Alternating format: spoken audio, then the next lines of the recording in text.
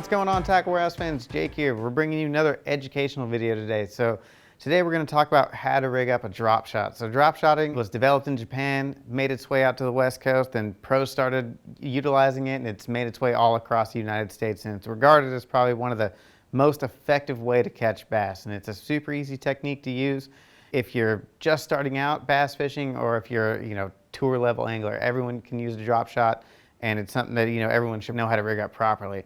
So today we're going to go over just the basic rigging of a drop shot. It's a finesse technique. It's traditionally used a 6, 8 to 10 pound test line, usually fluorocarbon, sometimes monofilament.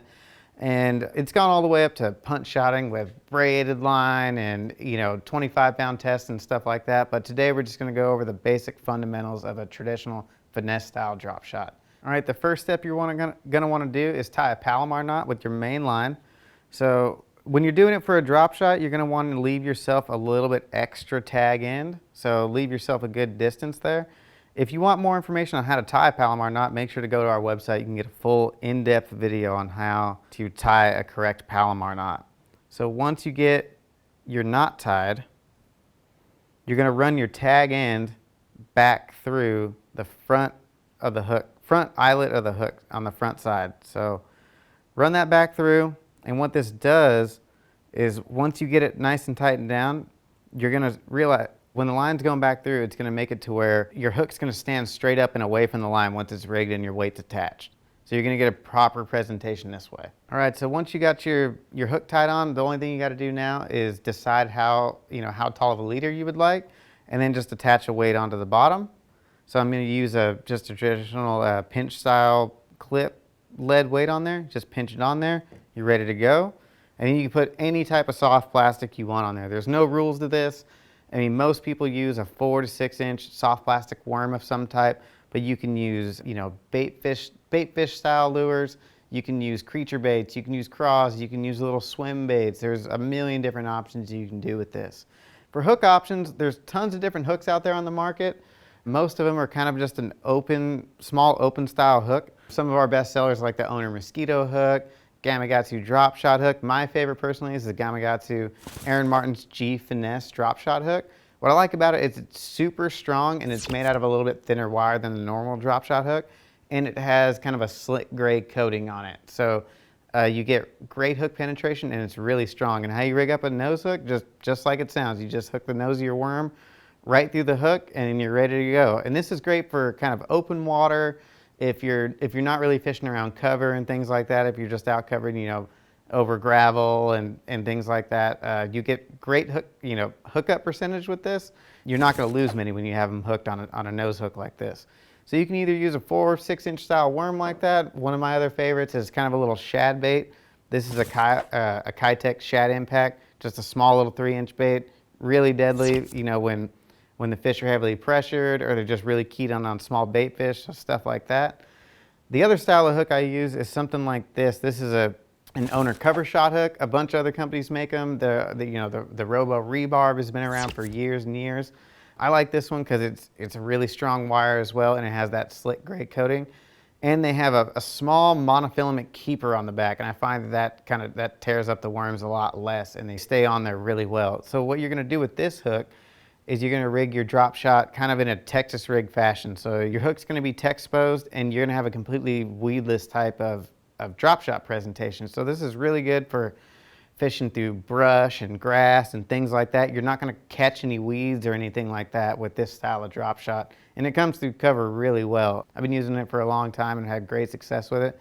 When I'm shore fishing, for sure this is the one I'm using, because trying to stay as least amount of snags as possible. And then another thing you can do with those longer, straight shank style hooks is you can thread baits on. So you can either use it with worms or shad baits or craws, whatever you want. But threading the hook on there, it's getting that hook point a little bit farther back for you. And this works out really well when you're, fishing for smallmouth and spotted bass, especially. If you're getting a lot of short striking fish, sometimes just, taking it from a nose hook or, a regular weedless Texas style setup, threading that bait on there, you get the hook back there a little bit farther, and you get a lot better hookup percentage. So for weights, there's tons of different weight options out there on the market. Most commons are going to be the cylinder style drop shot weights and the teardrop style drop shot weights. You know, as you can see, we have lead and we have tungsten. This one right here is a Voss lead drop shot style weight. I use these all the time, especially if I'm gonna be shore fishing and I don't wanna burn a bunch of money up losing weights. This one right here is a Swagger Tackle tungsten cylinder drop shot weight.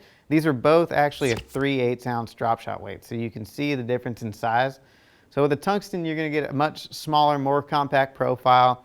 It's a little bit more subtle, and you're gonna get a lot, more increased sensitivity because it's a lot denser and heavier. These both feature a pinch style line clip on there.